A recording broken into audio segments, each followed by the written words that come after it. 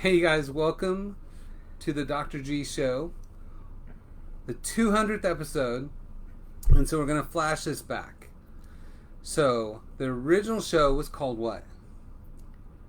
I don't know, but I was kind of hoping you'd introduce me. Well, I will. Just a second. So, it was called Dr. G And the Boss. and the Boss. Not the Bossy, because that would be assertive. Was that really the first? I'm not sure that was the first name that we had. I think that was when I was working at the Y. Really? I think it was something else. What was it? I don't remember for sure. It was like Wellness with an Attitude. Yes, I remember that. yes, something like that. Yes. All right. Hey, we got a couple of watchers, couple of viewers. So, so the comments over there. Okay, okay. This is our 200th episode, and we have Holly Hajajana back. He's never gotten it up until Holly this moment. Hajaja. Never gotten my last name. You know what my phone always calls you? Holly Hajab. Hijab.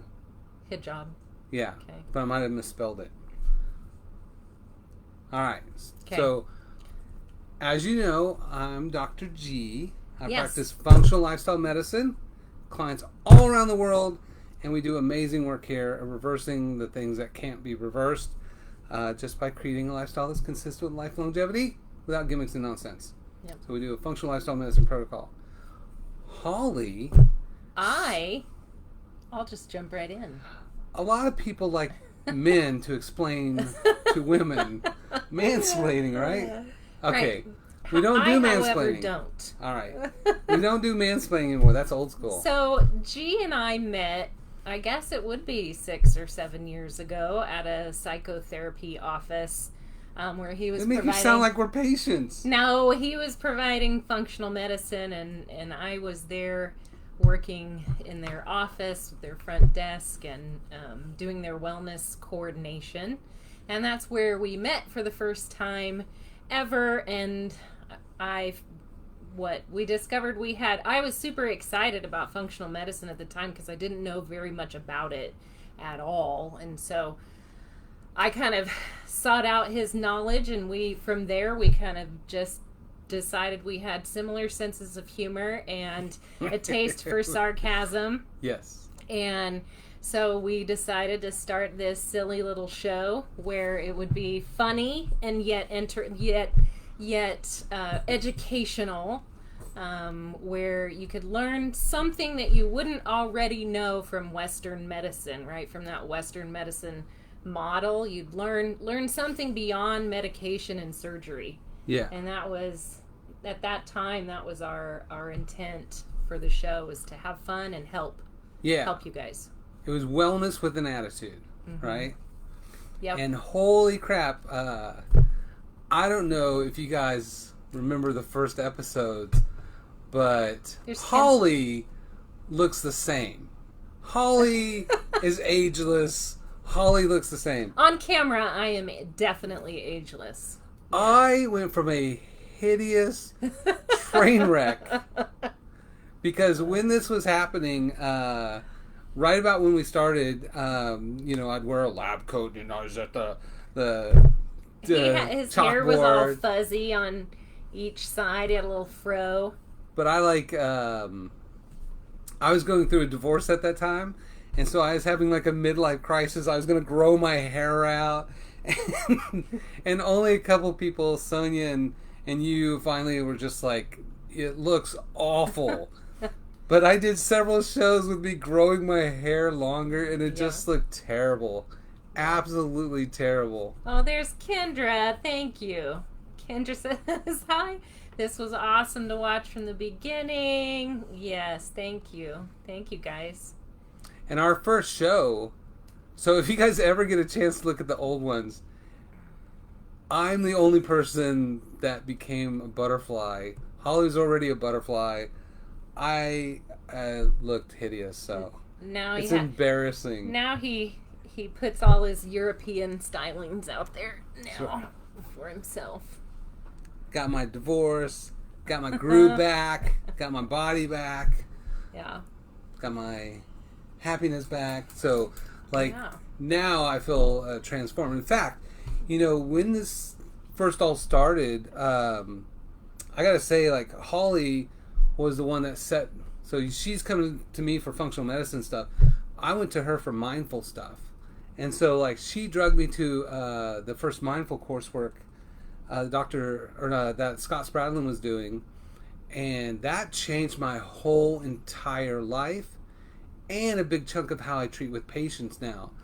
And so I learned mindfulness, meditation. We were actively doing 20-minute meditation things, but it was everything that we went and talked about. Man, it was way over my head. I'm hard science. I was quoting Snoop Dogg instead of like Rumi and real philosophers. He has a hard time being still and being quiet. What? That's not true. That's what I would say. Being still and being quiet. Dr. G is the life of the party. That's not true. So yeah, that was a challenge for him, and it was a challenge for me to learn, and still is a challenge for me to continue learning all of this stuff about health that really is never ending. I don't ever think we know everything. And whether it's about health and functional medicine or meditation, the same goes for both. I still feel like a student in many ways, as life throws you things that you just don't expect. But I'm still reaching into those files all the time, those functional medicine files and those meditation and self-care files, to try to figure my stuff out and help other people figure their stuff out too. Yeah. It's kind of like when you're there's a meme that was like, you never realized when you were a kid, your parents were watching you grow up while you were watching them grow up, right? Yeah. And so as a dad, that's like how I feel, like, holy crap. And you're going through that now because Holly got married. I got married. She got married in March. I met a She tricked a guy.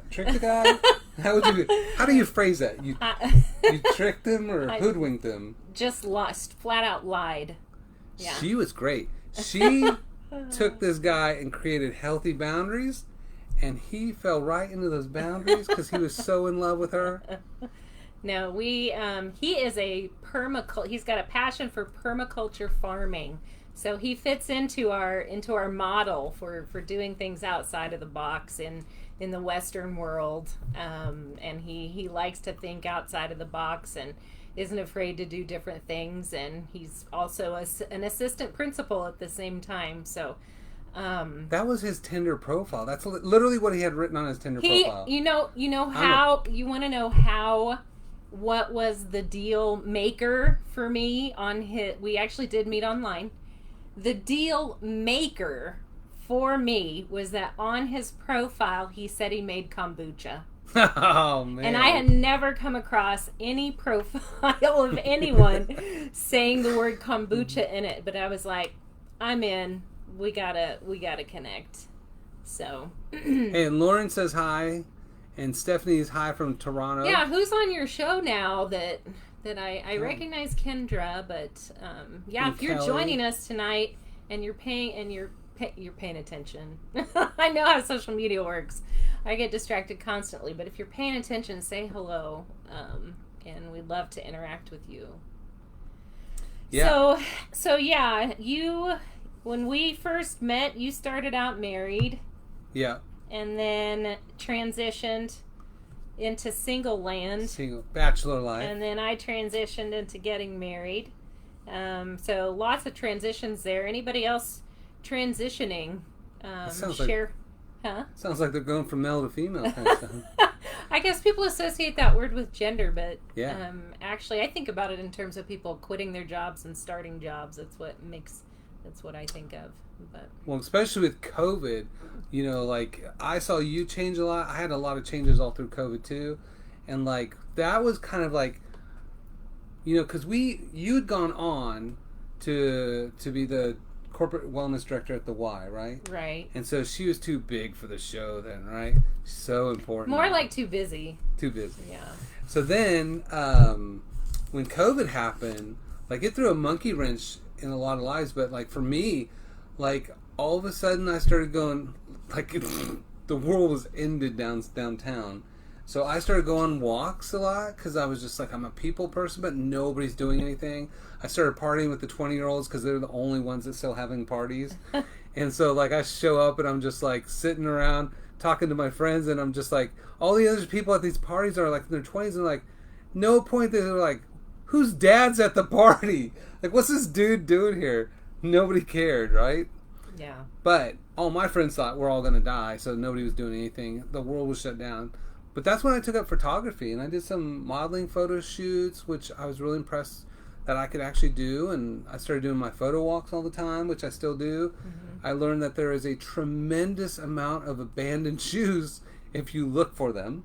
That's weird. I have never asked you about the abandoned shoes, but I have been curious because more often than not, I'm thinking he set that up. No, I'm telling you, there's only a couple of times where I've like kicked a shoe or something to get a better picture of it, but probably 99.9% of the time, it's just what I come across. Yeah.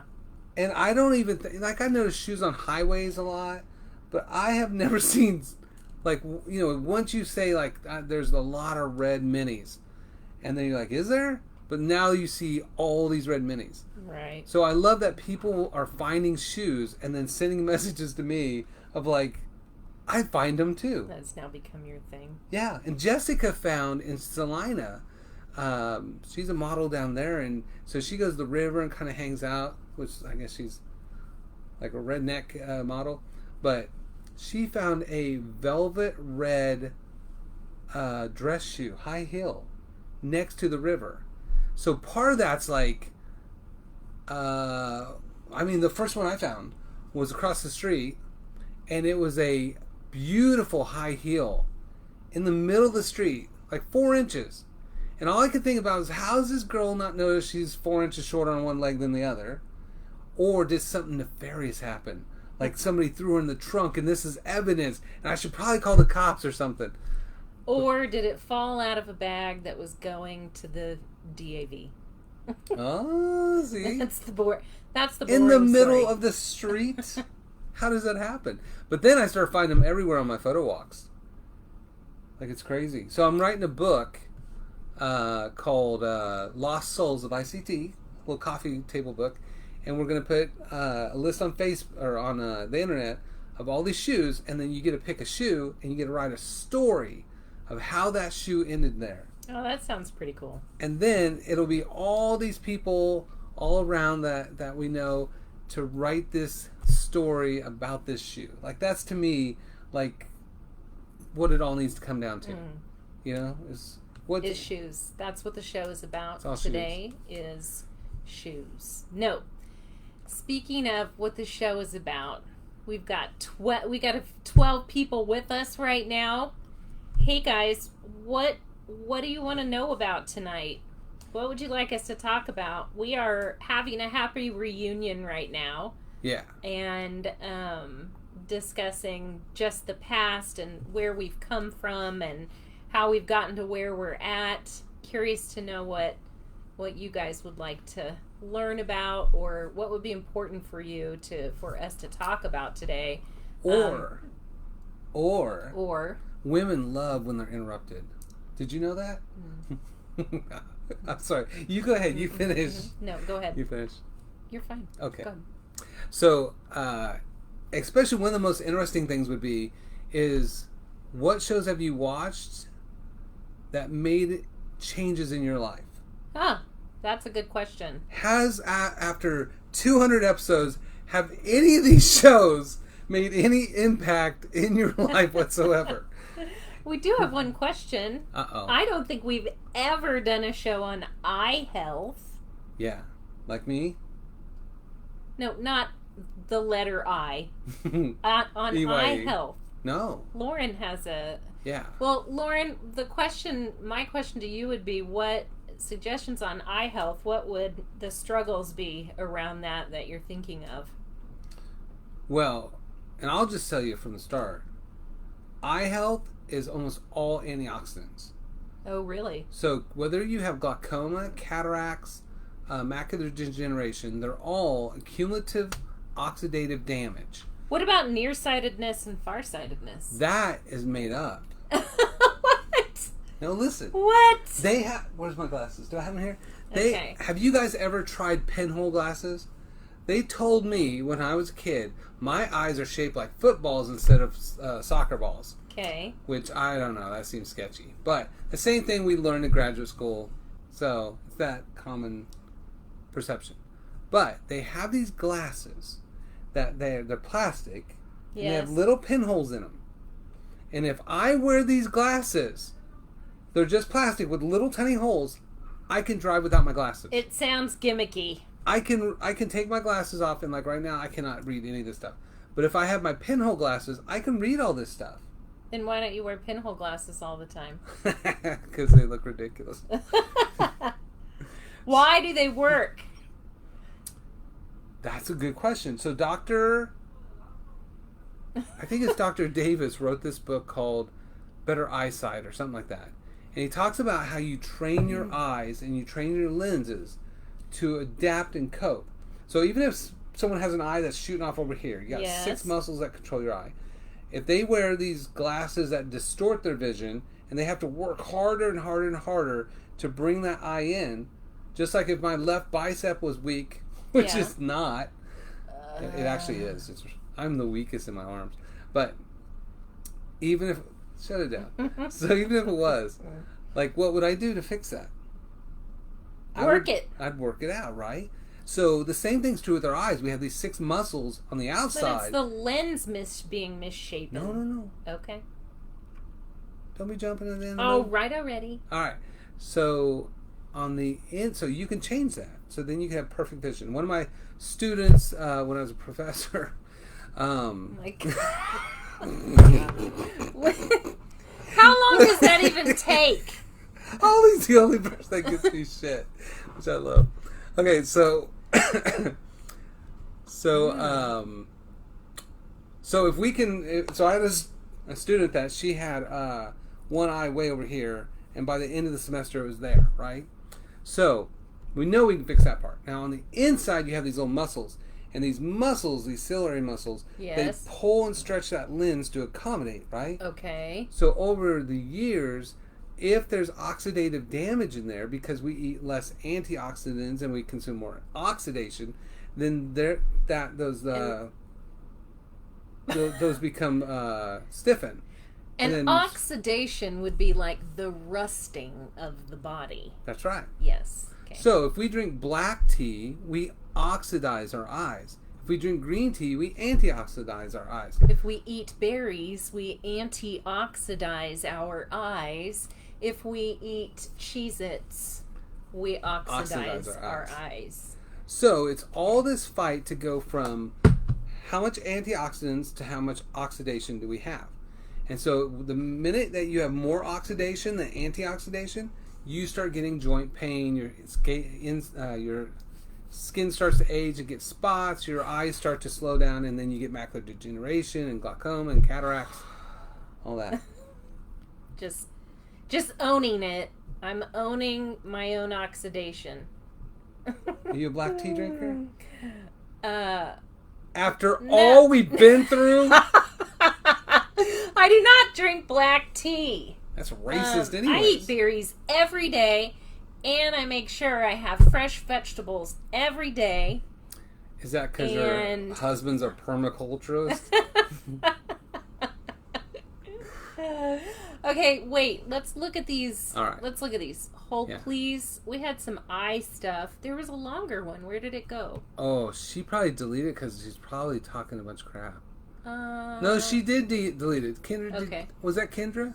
I don't know, but It's probably personal. Okay. I don't know. Okay. Well, eyesight. Yeah. So Lauren's eyesight deteriorates because of accumulation of oxidative damage. So lutein, supplementalized is lutein and astaxanthin and zeastaxanthin, but those come from things like tuna and ocean fish and fruits and berries and greens. You consider tuna to be an antioxidant? Yeah, because the meat's pink. So the reason the meat's pink is because shrimp and shellfish and salmon and tuna, they eat those crustaceans and they get the astaxanthin that they ate from the plants.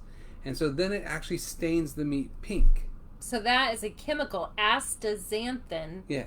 that helps your eyeballs? Yeah. It's a very, I mean, think about that. Anything that is dark and rich in color is going to help your eyesight. Anything that looks beautiful in food because of color. Somebody might think brown is beautiful.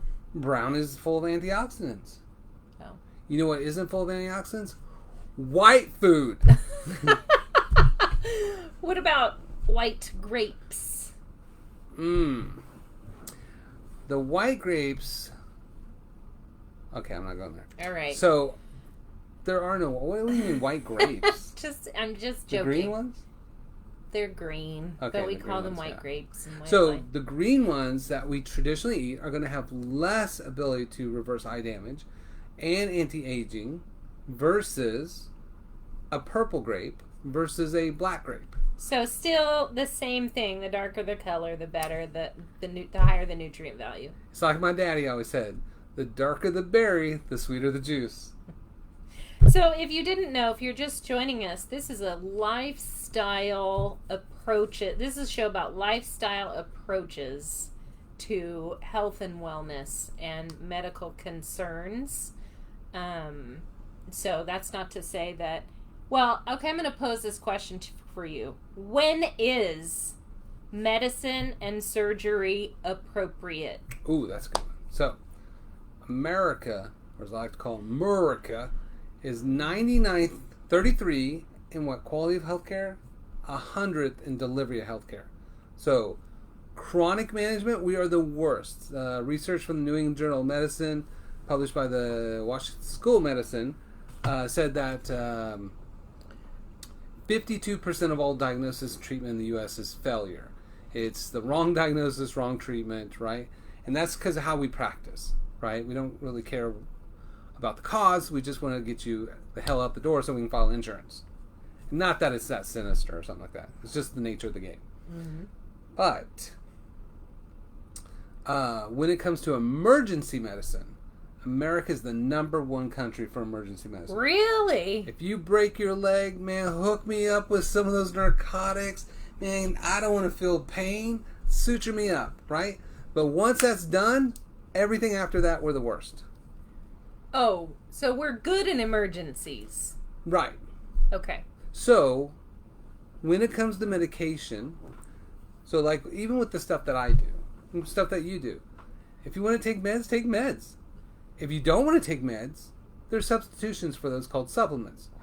If you want to create it to where you don't need supplementation, then you fix your lifestyle. But not everybody wants that. So drugs are right for drug seekers. Surgery is right for surgery seekers. Wellness is appropriate for wellness seekers. And then some people, it's a mix of those things. Let me ask you something. Let me ask you a question. Should people fall into the habit of thinking that all pharmaceuticals are bad? No. No, because we're good at emergency medicine. Okay. No, so like, there's times where, again, like people feel judged because they might take an antibiotic. But if worse comes to worse and you end up in the ER and they want to give you an antibiotic, great. Take your antibiotic, fix that acute problem, and then go back to wellness. Yeah, okay. Right? So this is not anti-Western medicine. This is, hey, how can we do it better? Yeah. And that's what, when I was the keynote speaker at the International Symposium on Health and Wellness in Bangkok, Thailand, a couple years ago, the whole premise of what they were doing was trying to get back to Thai wellness, traditional Thai wellness. And what traditional Thai wellness. Traditional Thai wellness was basically they started adopting American kind of lifestyle things. They started getting chronic illness. No problem. We'll start importing these Western medicines to manage those chronic wellness, chronic health issues. And then they figured out that didn't work. Mm-hmm. And so then what they invited me and several other speakers to talk about is basically help them understand how to go back to Thai wellness. And it was out of all the seminars I've ever spoke at, which have been a lot. Go on. Chelsea says the funniest.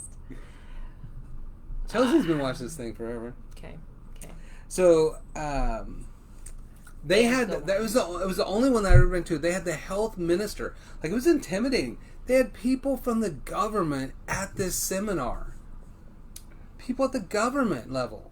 Because they wanted, again, socialized countries with socialized health care. They have to pay for people to be chronically sick. So if they let companies poison you, if they adopt methods of healthcare that are unproductive and costly and they don't help, then they could go bankrupt. So it was a wonderful kind of a way to have the government involved in this wellness process. Mm-hmm. Yeah.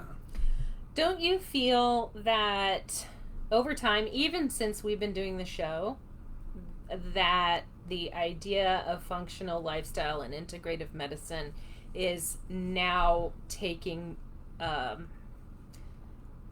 now taking more effect. It's people are learning more about it. People want to, it's growing. Its popularity is growing. Oh, definitely. And that's what, one of the struggles I have is that, we go from medical model of just we'll just take these pills for the rest of your life. And then sometimes the natural medicine model is basically, don't take those pills, take these supplements for the rest of your life. But people are starting to become fatigued out about that because, good Lord, supplements, I think they've jacked them up like crazy expensive. They've not only jacked them up, it's just there's so many to choose from that you can't take 45 supplements to get all of your nutrients. It just doesn't make sense. Crazy.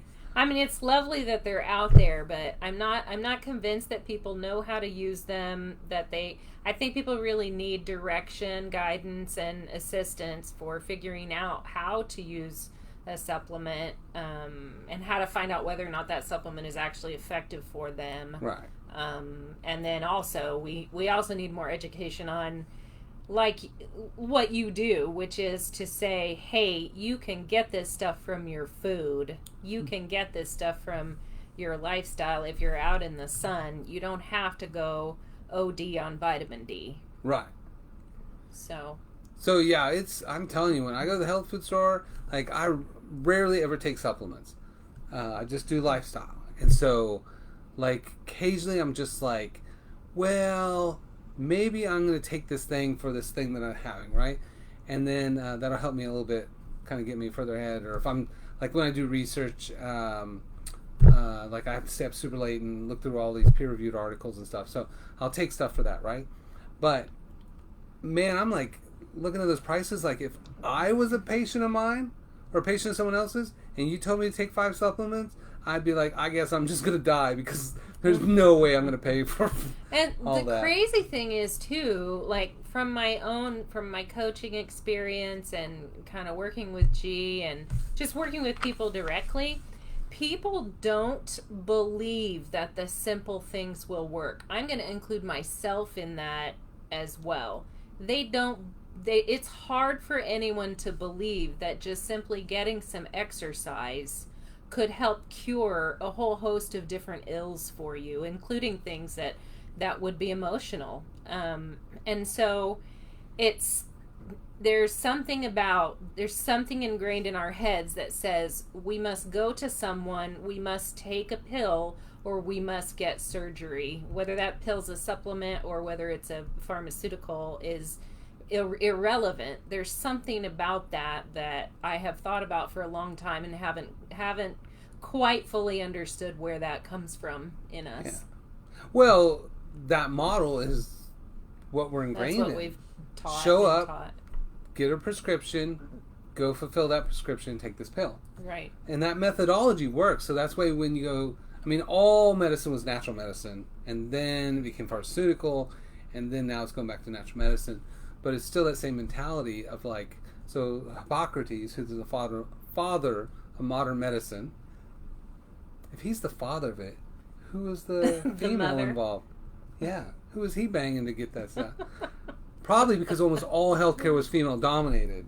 That's how that happened. But he said, never treat by the chemist's pot that which you can treat by diet first. So even when there was only natural medicine 300 BC, don't be taking a bunch of supplements. Stop causing the problem. The thing is, though, that people nowadays, too, because of what is offered to us at the stores and in commercials, people don't know how to do that. Yeah. They don't know what to eat. They think iceberg lettuce is the solution. Or, like, that's what they imagine when they think about having to eat greens is iceberg lettuce. And it's just as limited as that. So that educational piece is so, I don't know, crucial, it seems like. And I really struggle with that as a healthcare, or not health, I wouldn't say healthcare, but at least a wellness practitioner. And I struggle with communicating that and wanting people to know more than they do in that respect. Kendra said, do you guys actually have, I love this question, do you guys actually have any ailments? Do you always just reset and eat right? Now is the let's get real part of the show. Okay. This girl, she always tells me stuff. She's like, so I'll start. So anytime I don't feel good, anytime I'm just like, maybe something's wrong, I always go back to square one. It's like, okay, am I eating like I'm supposed to be eating? Am I getting enough exercise, water, meditation, mindful practicing? Like, am I living a lifestyle consistent with life longevity? And the answer is usually no. And I'm just like, well, okay, if I'm not getting sleep, I should feel tired. And if I feel tired, then I need to drink more coffee. If I drink more coffee, then and then it just becomes a cycle. And I'm like, oh shit, stop doing that. Get back to balance, right? I'll get in situations where it's emotionally exhausting because I won't take my own freaking advice and just accept everybody at their current level of pathology and never expect them to change. And sometimes I get over hopeful, and then I get disappointed, and it burns me out, and it exhausts me, and then I'm just like, God dang it! And I'm like, okay, no, go back to balance with this, right? So most of the time, anytime, or let's say every single time Holly ever complains about something, every single time, and it could be legitimate. Okay, I dismiss her all the time. Legitimate. Here's what he says. Well, are you living a lifestyle consistent with life and longevity? And that is all I get. She'll have real health concerns, and she will just be like, Dr. G, what do you think about this? And like, are you living a lifestyle consistent with life and longevity? I wanna share my real stuff, just so that you guys know there is no. I don't think anyone in any helping profession lives a perfect life, period. I don't think anyone is perfect at doing anything. So nobody? do we walk around perfectly healthy all the time is what she's asking. I would say that, especially since learning a lot more after having been connected with Dr. G, that I have made a lot of progress, and I don't get sick. I don't get like colds and flu and like that kind of stuff. AIDS. I don't struggle with near as much, or like sore throat kind of stuff, or just your general stuff. General things that I would pick up. Even allergies are better for me. I used to, prior to meeting him and learning about all of this, I used to buy over-the-counter stuff, and I don't have to do that anymore. And so that's really great. I would say prior to also learning about the functional medicine and how to eat right, I did a lot of damage to my gut, and just by eating shit, for lack of a better term, and eating a lot of it, and being addicted to sugar and dairy, like sugar, dairy, and wheat, like almost everyone else in America. That I still struggle with. It is very difficult for me to cheat and not continue to cheat.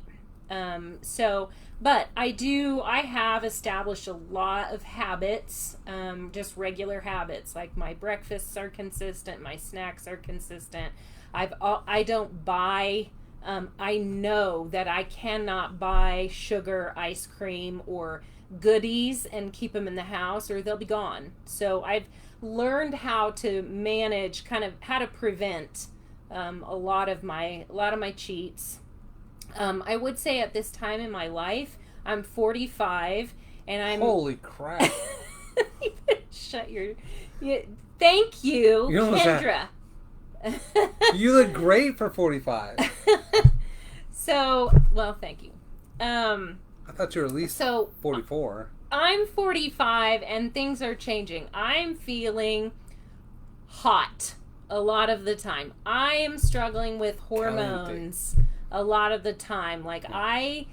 That is a change for me. And right now, rather than nutrition's big for me, but I would say the bigger one for me, the bigger struggle for me is stress and trying to figure out, man, I've got, it doesn't matter how good of a lifestyle you have. There are things outside of your world, outside of your control, that are always playing into your world and playing into your lifestyle that will give you challenges. Yeah. And so as far as, do we just feel pretty good all the time? I'd say much improved, and I know much more easily how to deal with several things that I come up against in a much quicker, easier, and cheaper way. But do I still have struggles? Certainly. Yeah. And you know what the solution is? Live a lifestyle. La, la, la, la, la. Hey, Gina's freezing her family to death. Thank you, Gina. Yeah. I remember when my mom used to always have a glass of ice water full of ice up to the top, right? And she'd always be talking about how hot it was. And then my older sister, the same thing. She'd be talking about that, and I thought, what are they talking about? Because I was always heat sensitive. I was cold natured. Yeah. And man, that thing changes. Once you get into the 40s, something changes. So we need to do a show on perimenopause and menopause, and Kendra says I should. Kendra keeps going to punch me. She knows. She knows. This girl is the only one that gives me crap. And I said some smart ass remark. Probably. No, I think we were doing some silly thing, but I gave her some kind of just smart ass remark, and she said she's gonna break my glasses. I laughed so hard because she has got the same exact humor I have. Just talking shit all the time. It's the funniest thing ever. He is fun to insult because he can take an insult pretty well. Yeah. So Gina says definitely wishes the cycle would chill. Yeah.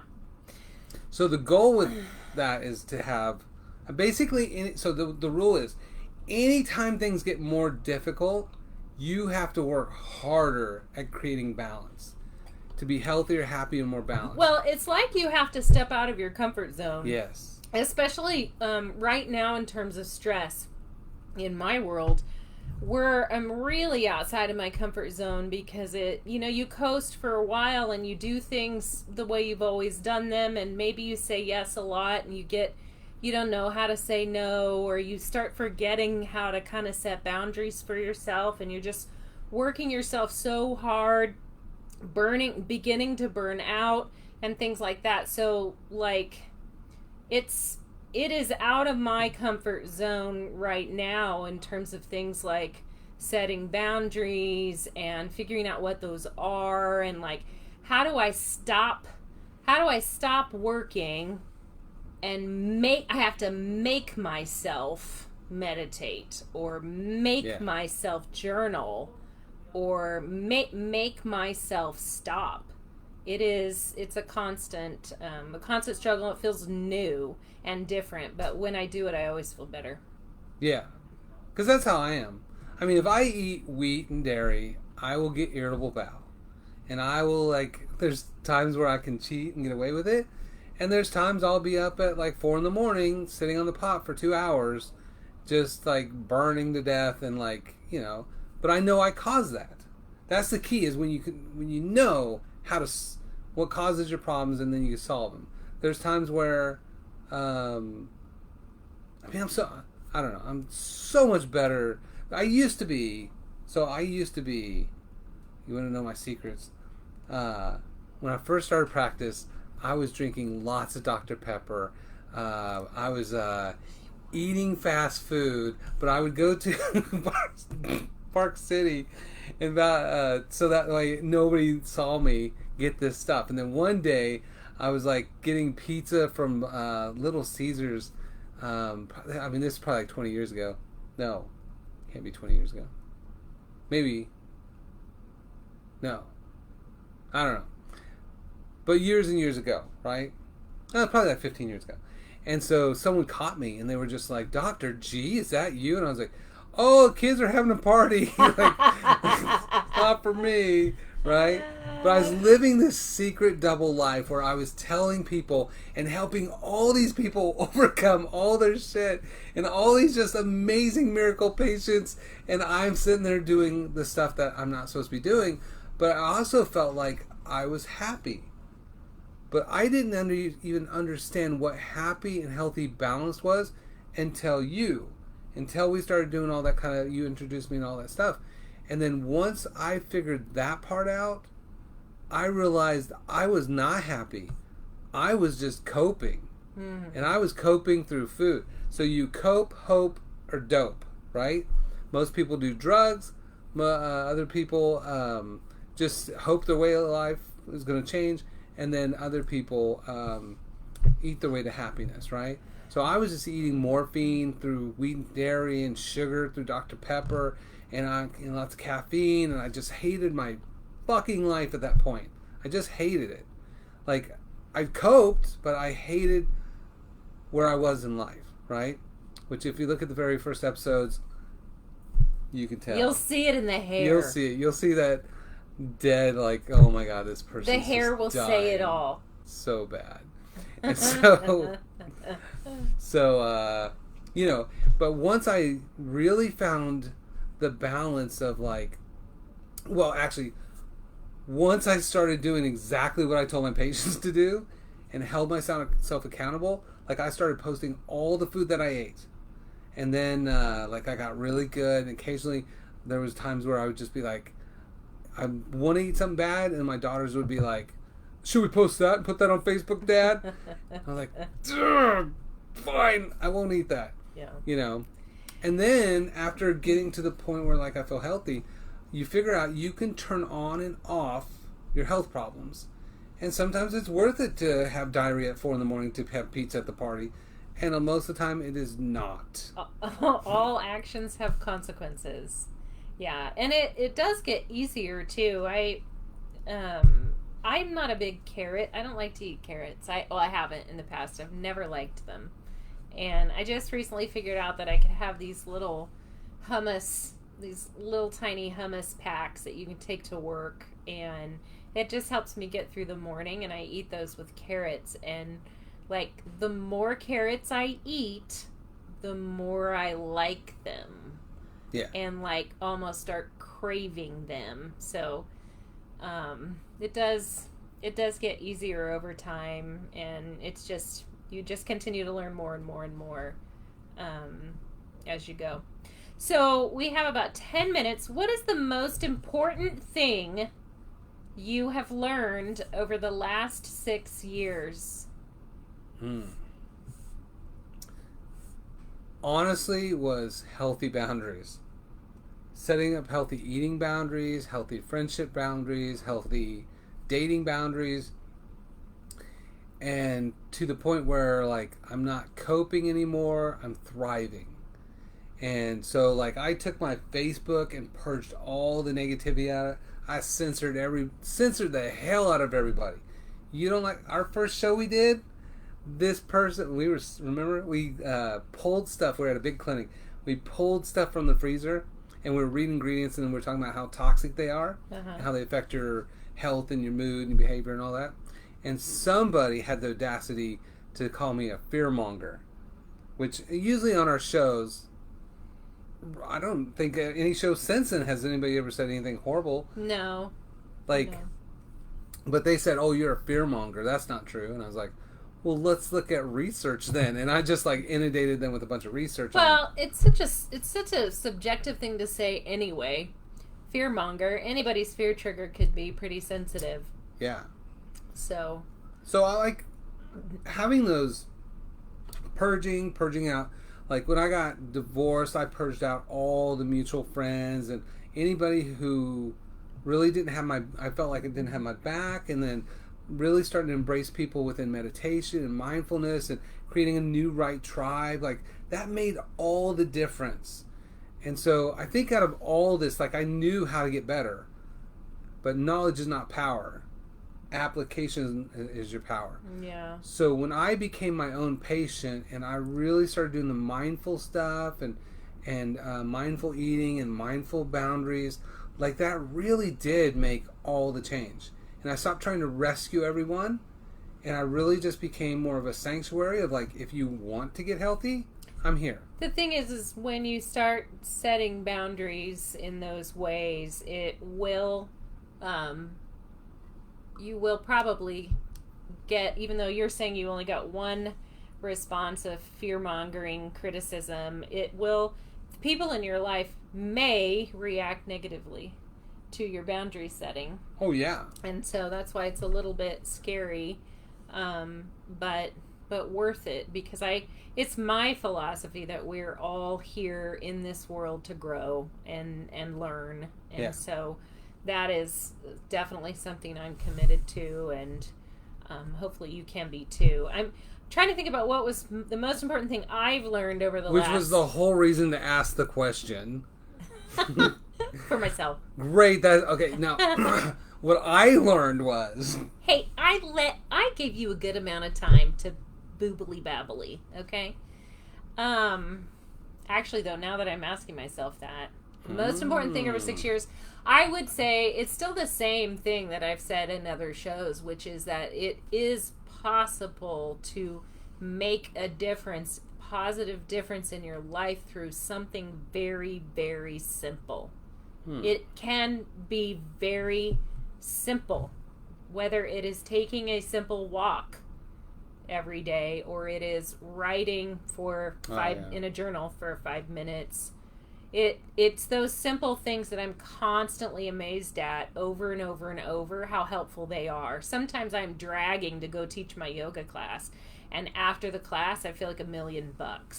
And it's just, it's possible to get better without doing more harm to yourself. Yeah.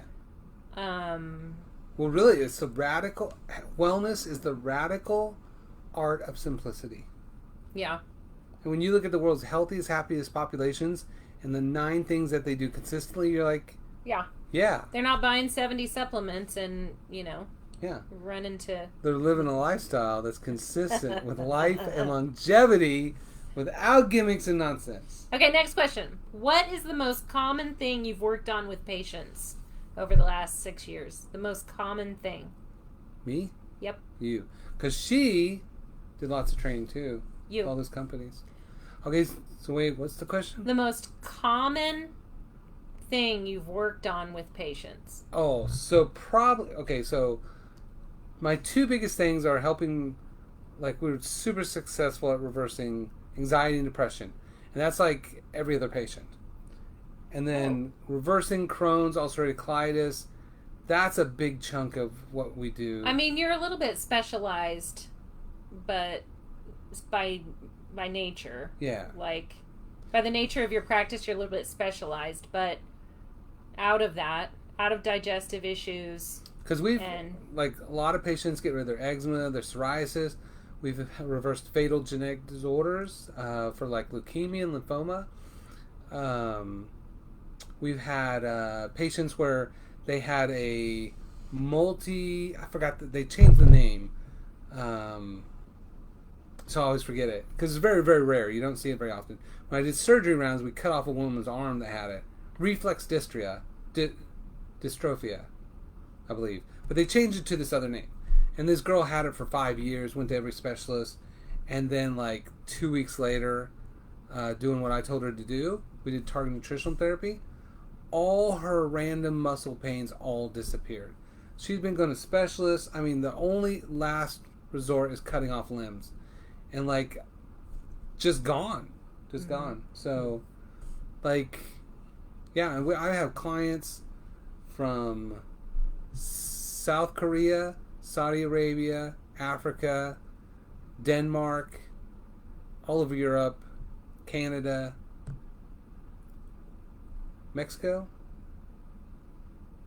Okay. Oh, and a new one from Australia. So I was like, I was so excited. I got this new patient from Australia with this genetic disorder.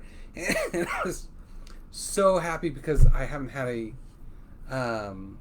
Australian patient or a client before. So out of all that, most common thing? Anxiety, depression, and then irritable bowel and Crohn's. Okay. Those are probably the strongest ones that we have. Okay. Yeah, most common. It's funny that you started with anxiety and depression because in my coaching practice, I was going to say stress. Yeah. Which... Because tell them what you do.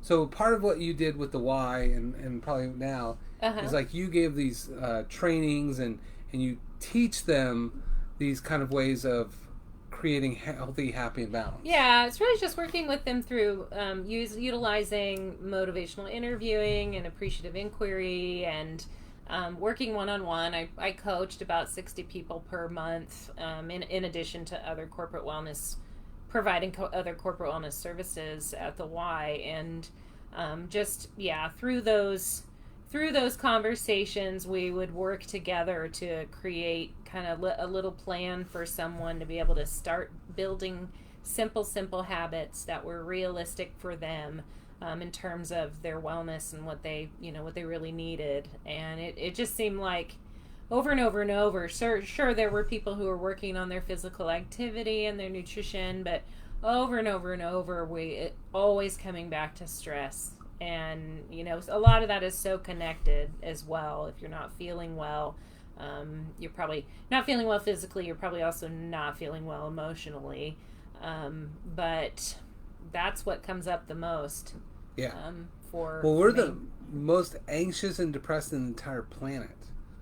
And everybody's just coping, hoping, doping why they don't fix. Yeah. Yeah. And I give her a lot of shit, but she really is a big deal. Like, she's got her own little fame going. People recognize her. I don't know. I go to places and they talk about Holly, and it's always kind of like they start bragging about you, and then And then they can't stop, and then you get jealous because they're talking too much about me. And then I cry. I'm like, yeah, but I know stuff too. No, I love this stuff. I'm a big nerd. I love researching, and if I can offer something of help to someone who's receptive to that, that's just the best thing ever. So, okay, next question. What was your biggest barrier? Oh, we may have already talked about this. I was going to say, what was your biggest barrier to health and happiness then, and your biggest barrier now? Biggest barrier? My biggest barrier was owning the fact that I wasn't doing what I was supposed to do. I wasn't being authentic. I wasn't being vulnerable. And I really wasn't being true to what I actually tell people to do.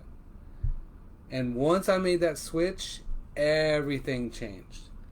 And I even like the vulnerability of telling, like I posted the other day, like, people have a certain perception of my life. They have a certain perception of who I'm dating. Then I have all these patients and friends, and they think they have a whole idea of what's going on with me all the time because I am so social and socially engaged and, post a ton of stuff. It's the Dr. G show. That's right. But, I'm still just a person. I get my heart broken. I get it destroyed. I get disappointments. I have frustrations with, just like everybody else. I have challenges with my own food addictions, and which is pizza, and consequences from those. And, we all have these things. I'm just like everybody else. And so, like, the other day I posted the truth about bachelor life, of just, like, trying to be really vulnerable because that's who I really want to be, because if I'm not vulnerable, patients can't be vulnerable, people in the public can't be vulnerable. But once you say, look, man, I suffer too. Like, I don't know what the hell I'm doing. Like, that whole thing is like, I don't know.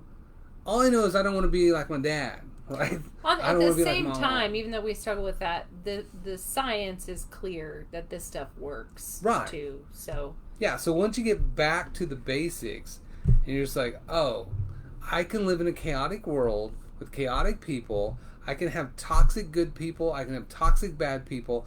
But can I just be healthy, happy, and balanced, regardless of all that shit that's going on? And that's my barrier. Is really kind of like, my first barrier was the becoming vulnerable and transparent of my own food addictions and my own suffering and like that. You know, there was times where like I would just cry and cry and cry for like all day, and I cried for like 6 months after the divorce, because with the kids and stuff, they were my breath. And like, well, I posted that stuff and I just thought, man, people are just going to tear me apart and like, oh, you're weak. But it was the opposite. People really opened up to me, which was amazing. Yeah. What about you? I would say my biggest barrier when we first started this show back then was probably not believing in myself. That would be one. Like, really desiring to know and do more, but feeling thwarted by my own self-defeating thoughts. That would be one. And then lack of knowledge have also been barriers to health and happiness. I would say those two. Now my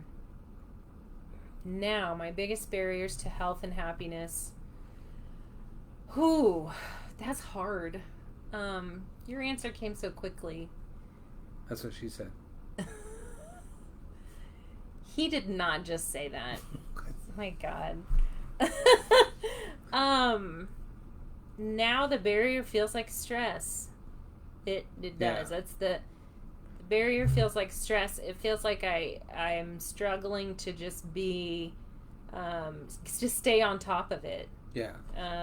And that's probably because I've had a lot of change within this last year, 2 years, and have, I was living life one way for a good 10 years, and then all of that changed. She went from single cat mom. Her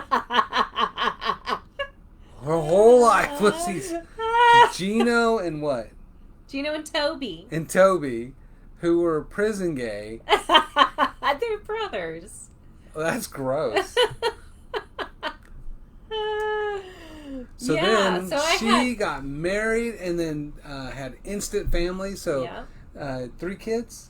3 kids. Well, that's a instant starter. Family, moved towns. Moved to a different town. Changed jobs. COVID happened. Like all of that. That's probably what I struggle with right now. And I think you're doing pretty great. Like, I mean, that's the thing of like, knowledge isn't power. It's the application of knowledge. But we all end up in that place where we're just struggling to say, okay, there's too much going on. How do I make me the priority? Don't martyr myself. Right. Don't get caught up in without things. pissing everybody off. Right. Or feeling selfish. Right. Because now you have that. Because when you're a cat mom, oh, I'm going to do yoga and stuff. Like, your cats don't give a shit, right? But now it's just like, well, everybody has to go to these different things, and your husband's coming home, and he needs to be appreciated, and you need to be appreciated. There's so many other needs. And it's like so selfish now for self-care. It's true. There's so many other needs to take into consideration. Yeah. So many other people's needs. Yeah. And I'm sure those of you with families would certainly understand. I'm going to be the same way. I'm cat dad for 6 years now. I've never had anybody live with me ever until I got married. Ever. Like, I mean, I had a friend like in 19, 20 years old kind of thing, but I've never had a girlfriend live with me ever. And so this idea of like, okay, I got my cat, I live my little bougie life, I'm doing my thing. It's nice. Yeah, and then you have someone like criticize like, oh, this taco's too spicy. I'm like, my cat don't criticize me. Why are you tripping, girl? Like, you ever? So, Like, I don't know how. I'm going to be the same. I'm going to be coming to you for advice. There's Scott. There's Scott Spradlin. Scott, you've been mentioned and referred to and referenced several times. Over and over. I was in the bookstore today looking for your book. Yeah. I mean, looking to see if it was still up there on the shelf. I write a cookbook. Scott wrote a real book. It's how not to let your feelings ruin your life or something. The boss. She's back. She's boss. Yeah. So. Yeah. Well, I would say we've come to the end of our time together. Oh. Yeah. Does the show have to end? This has been fun. It's been fun to do this again. I almost canceled on you today. Just like every other woman. Ghosting Patrick. I would love to do a show with you. Never talk to you again. That's my life. But you showed up. You were overwhelmed. You were overstressed. And you still did your self-care. I did. Yeah. Yeah, that's true. I came and I had a good time.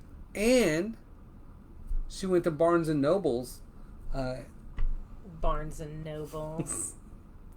She's funny. So the funniest story is when I love collecting books and finding little bits of information I like. Keyword.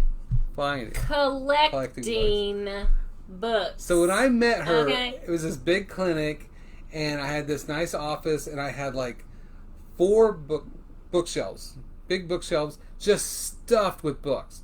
I mean, books on books on books on books on books, right? I worked for 17 years at Barnes and Noble. Okay, this is how much I love books.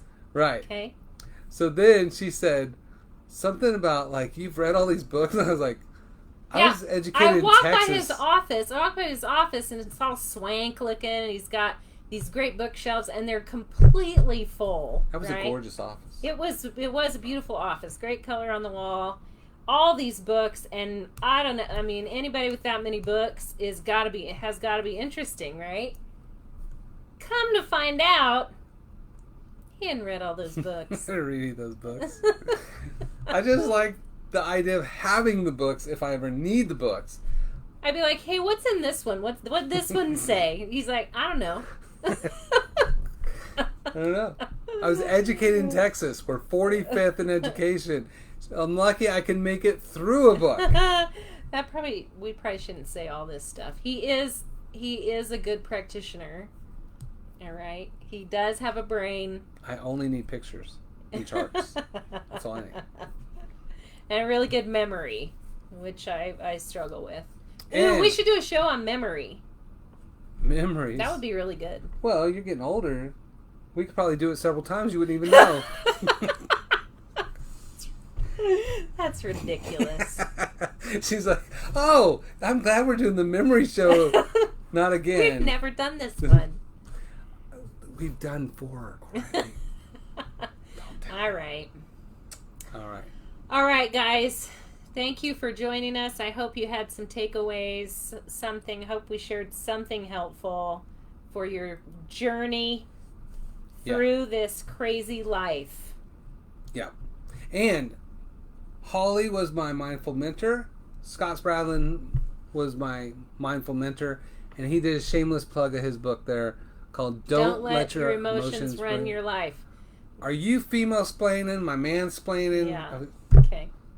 That's some bullcrap. Thank you, Lauren. Thank you for joining us. And Kendra, it was good to see you. Scott, thanks for showing up too. Love you guys. Really appreciate you guys joining us. 200 episodes later. 200. Okay. Wait. Oh, please. No. Shut it down. Wait. Oh Dr. God. G. Yeah. All right. What? How do we stop this? I don't know. All right. Okay. So, thanks you guys. Until next time. Till next time. Don't touch that button.